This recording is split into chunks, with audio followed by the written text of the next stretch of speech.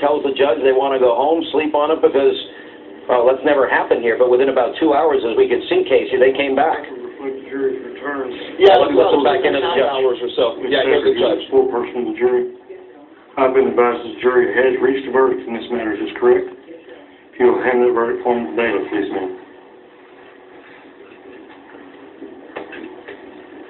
Mr. Ralph, here, please stand.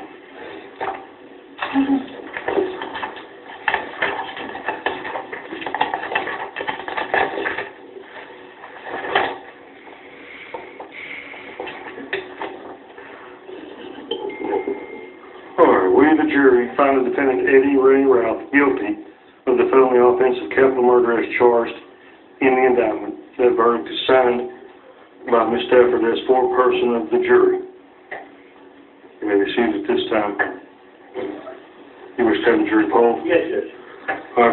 The request to have the jury polled has been made at this time. What I will do at this point is individually will start at the first seat first. Juror, and I will ask you the same question of each and every juror. Is this a unanimous verdict of the jury? You have to answer out loud. Yes. Juror number 2, is this a unanimous verdict? Yes. Juror number 3, is this a unanimous verdict? Yes. Juror number 4? Yes, sir. Juror number 5? Yes, Juror number 6? yes, sir. Juror number 7? Yes, sir. Juror number 8? Yes. Juror number 9? Yes, sir. Juror number 10? Yes. Juror number 11? Yes, sir. And juror number 12? Yes, sir. This completes your service as jurors in this matter, and I will receive and accept your verdict in this matter. I will hand it to the clerk to have it filed with the papers of the court this time.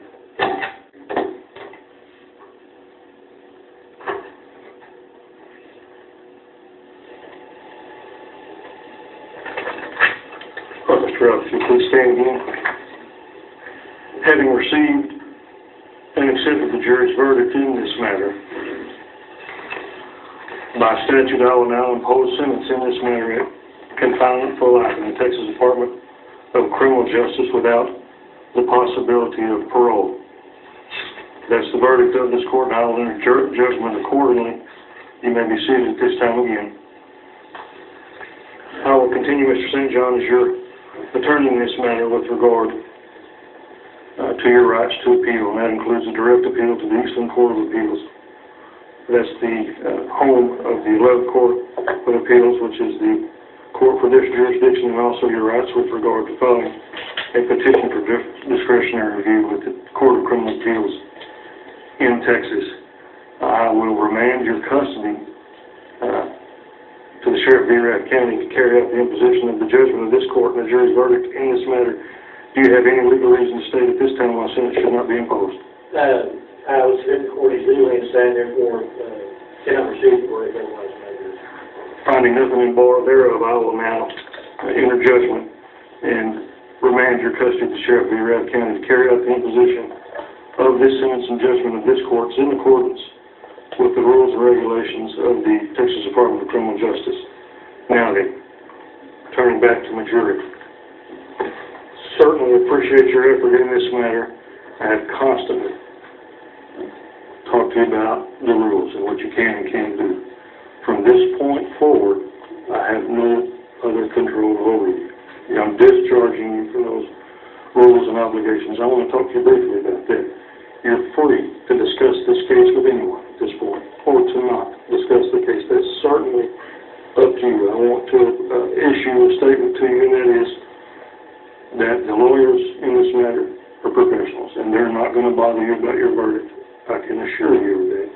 Should anybody else attempt to bother you about your verdict, you make it known immediately to any one of these officers of this court, the bailiff or anybody in here. We'll get it stopped quick, fast, and in a hurry. I have been asked by the media, do you understand this has been a high-profile matter, that they want to talk to you.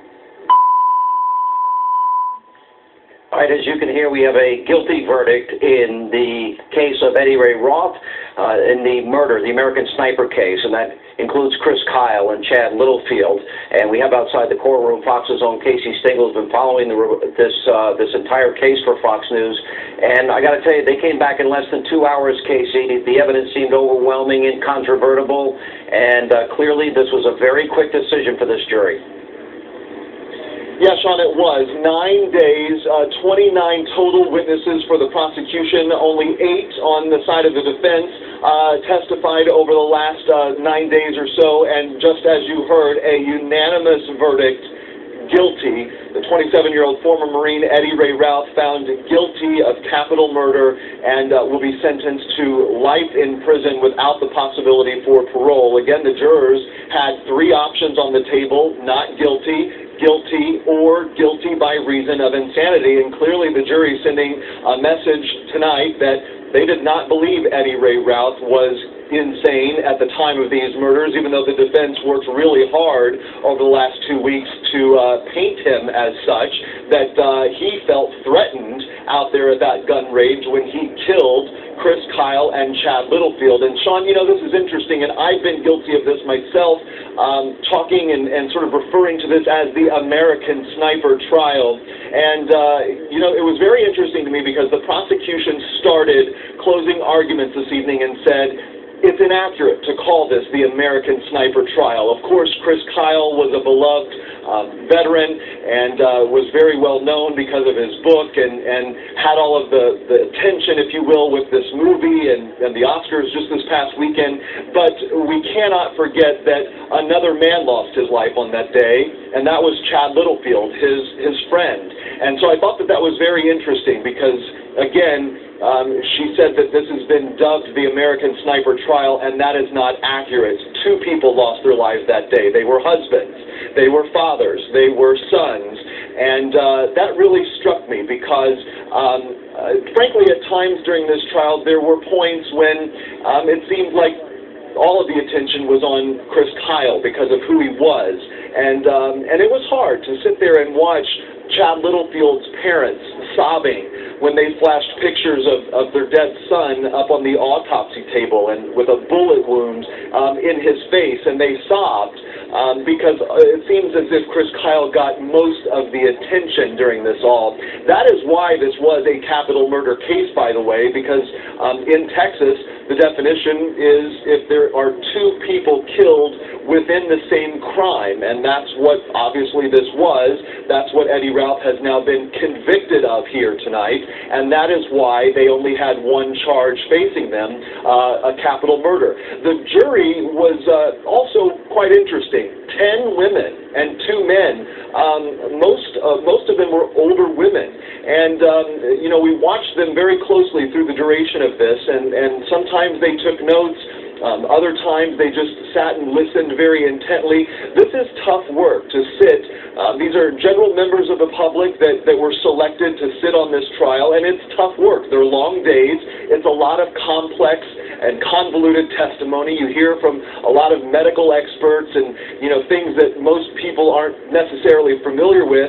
And you also see some very graphic material. We saw those crime scene photos again tonight and those autopsy photos, and it's tough work.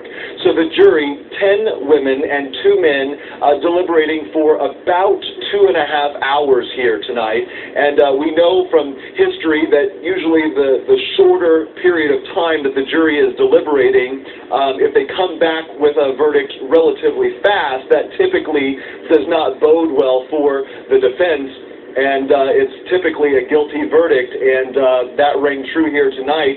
Sean, we thought we were going to have to burn the midnight oil, but we didn't really have to wait very long at all for this unanimous guilty verdict to come down moments ago. Capital murder, and it's also, Casey, a great reminder of what you're pointing out here. It was Chad Littlefield. It was Chris Kyle. And there's 2 sad things in my mind. Number one, both of these men, you know, served their country, put their lives in danger, and they came back, and a lot of their work was to help veterans that were having trouble adapting back into civilian life. Stay right there. Casey Stengel is outside the courtroom in Texas tonight. Joining us now with reaction is